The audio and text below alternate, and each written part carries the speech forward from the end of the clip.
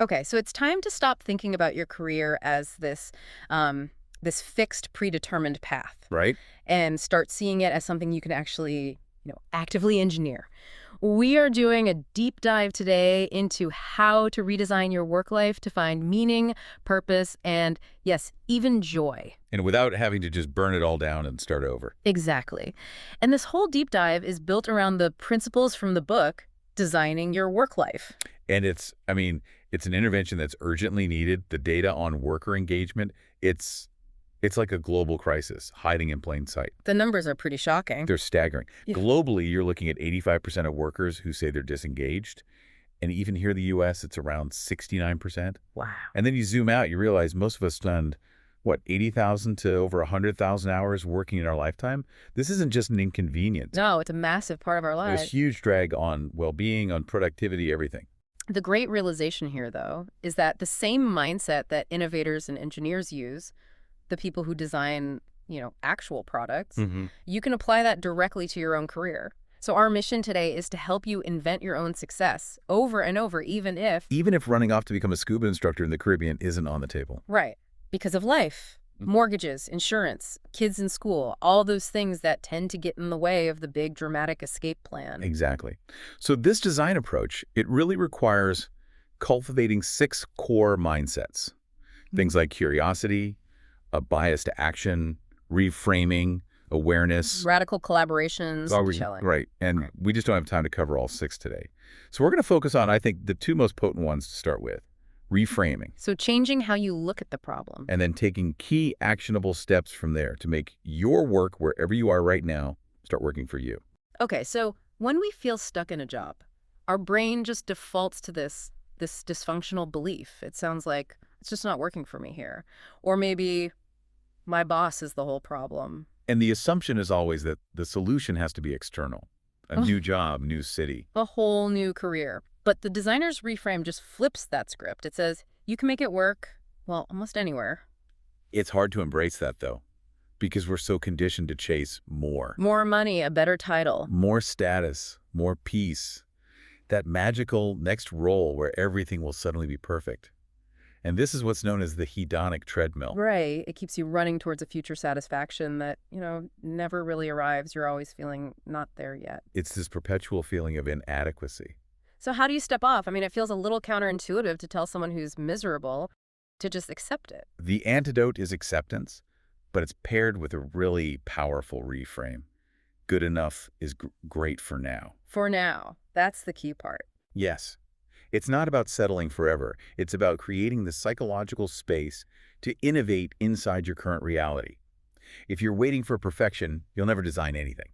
But if you can accept that for the next, say, 6 months, this is good enough, you free up all this mental energy to prototype positive change. This was perfectly illustrated in the story of Garth. I mean, this guy inherited a truly awful job. The political nightmare. Yeah, and he was completely trapped, new dad, new mortgage, so quitting was just not an option. Right. So instead of just becoming miserable, he embraced that good enough for now idea. And his story is just a masterclass in this kind of local redesign. First, he used reframing. Instead of defining his job by his awful micromanaging boss, Which would be so easy to do. so easy, he reframed his purpose. He decided he would use this time to learn and to network. He made it his mission to connect with talented people outside his department, especially in sales, building that social capital for his eventual escape. And second, and I love this part, he used a bias to action just to save his own sanity day to day. The ice cream cone. The ice cream cone.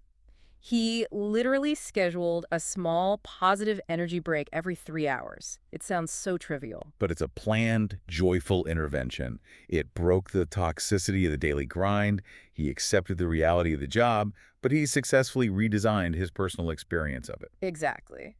And after 18 months, she left for a much better job. And he left with his resume intact and this huge positive network he'd built. He didn't wait for the job to change him. He changed his approach to the job. But to get that kind of clarity, you have to do some groundwork first. Yeah. You have to distinguish between the problems you can actually act on and the ones you can't. This is critical, right? Absolutely. Yeah. We spend so much energy fighting things that just cannot be changed. The sources call them gravity problems. Like the law of gravity. Precisely. Yeah. They are circumstances or facts of life that are just not actionable.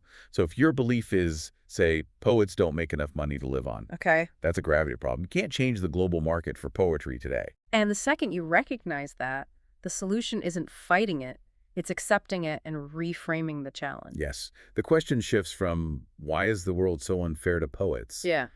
To something like, how might I discover how poets I admire enjoy their art while, making a living doing other things? You design around reality instead of complaining about it. Then you have the other type, anchor problems. These are just as frustrating. This is when you embed a solution that's totally unavailable right into your problem statement. Like what? A classic one is, how do I get a director title when my company just announced a total promotion freeze for the next 2 years? Ah, okay. You're anchored to that one impossible solution. Exactly. And it stops you from seeing 100 other ways to get more influence or impact or money. The company's reality becomes your anchor. So the goal is to get rid of the gravity and anchor problems and then reduce everything down to a minimum actionable problem, a MAP. And then focus all your energy on the best doable option, the BDO. Not the imaginary, perfect, best theoretical option. It's about being pragmatic and just getting moving. Okay, that clarity raises a huge question, though. If you solve your minimum actionable problem, how do you know you're solving for the right kind of happiness? We always get stuck in this choice, money or meaning. It's such a powerful false dichotomy. You really think so? Absolutely, you can have both. And pitting them against each other, or worse, chasing this mythical work-life balance, it's just the wrong question. The key to satisfaction isn't balance, it's coherence. Coherence, I like that word. What does it look like? Coherence is just that clear, strong connection between your internal philosophies. You need to actually articulate your work view, your philosophy of what work is even for. Is it for money, for service? For creativity. Right. And then you need to articulate your life view, your ideas about what gives life meaning. Stress happens when those two things are out of sync. That makes so much sense. And most people, I imagine, have never actually written these down. They're just operating on assumptions. They are. So for your work view, you could ask, what does success look like for me personally? For your life view, you ask those huge questions like, why are we here? What's my responsibility to others? When you see the alignment or the misalignment, it becomes so clear where you need to redesign. And as designers, we need a tool to measure what we value.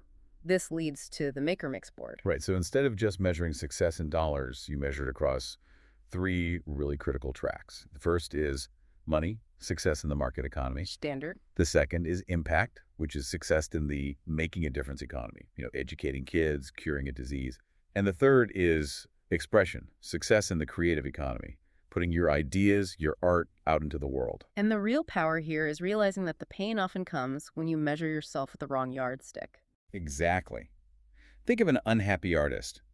She might value expression most, but she judges her success only by the money track, how many paintings she sells.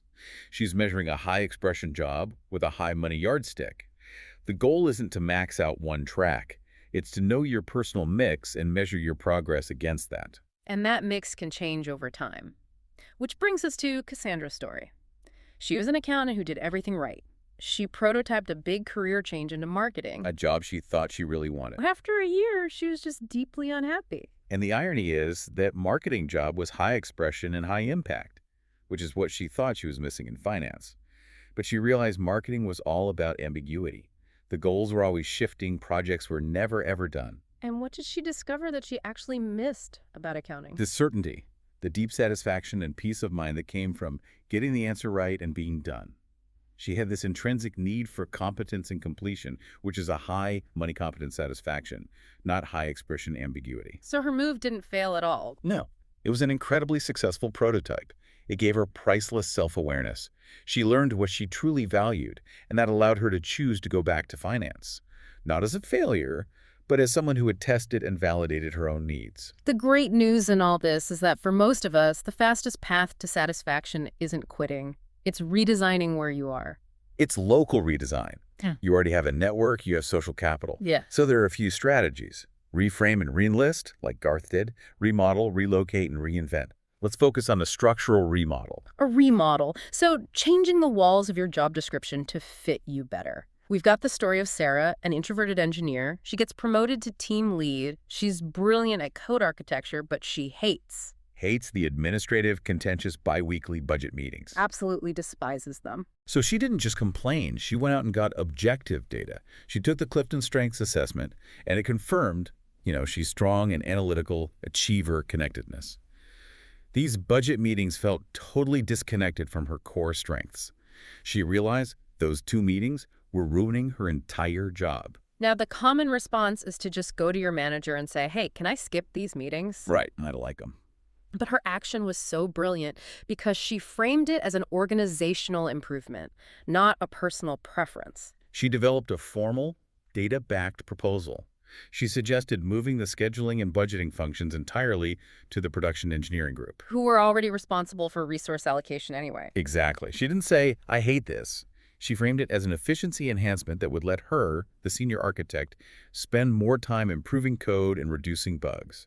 She made her case using their metrics, cost savings, and quality. And it worked. She negotiated the job change, cut her attendance down to just quarterly updates, and got to focus entirely on her strength. Her success was rooted in understanding the political structure of her company. And we're not talking about drama here. We're talking about influence. That's a huge distinction. Authority is your position on the org chart. Influence is the power that acts on authority. What's the formula we need to remember? It's so simple. Influence, value plus recognition. Mm. Healthy politics just means you're providing good ideas that add recognizable value and they're aligned with the organization's goals. And bad politics. That's when someone is just seeking self-benefit, a power play, or when the company's in a values crisis and nobody even knows what value means anymore. Can you give us a quick example of someone leveraging influence without authority? Sure, think of Pete, a part-time doctor. Zero authority over his clinic's new electronic medical record system. An EMR, right. But he wanted influence because a bad system hurts patient care. So he identified the chief of nursing, Esther, as a major influencer, an INA, an influencer non-authority. She didn't sign the checks, but her opinion was the most trusted. So what did he do? He aligned himself with her goal, which was making the EMR work better for the nurses to improve patient care. He offered his tech knowledge to help her achieve her goal. He added value to her. He added value, earned her recognition, and pretty soon, Pete was on the EMR team, despite being part-time, and became highly influential himself. He built political capital by focusing on collective value, not personal power. So it really comes full circle. You are the boss of you. You have the power to reframe things, to redesign your work life with these tools, adjusting your maker mix, getting rid of anchor problems, making a structural remodel like Sarah. But what if you do all that? You exhaust all the in-place options and you realize, okay, I actually do need to leave. If you've prototyped locally and the structure just won't give you the coherence you need, then it's time for what the book calls generative quitting. Okay. You never burn bridges. You don't leave in anger. You choose to quit. And you leave the campsite better than you found it. How do you practically do that? Leave the campsite better. The single best practice is writing a quick reference manual. You document your job's key insights, the weird shortcuts, the critical contacts, the standard procedures for whoever replaces you. So it's an act of professional generosity. It preserves your reputation as a pro who cares about the organization, and it sets you up for future networking because you were helpful on the way out. How comprehensive does that need to be? Are we talking a 20-page manual? Oh, no. Keep it concise. 3 or 4 pages, max. Yeah. You're writing a user's guide for a busy person who needs the shortcuts, not a textbook. Okay, and for those now looking externally, we always hear that the standard job search is broken, that it fails, 95% of the time? Is it really that bad?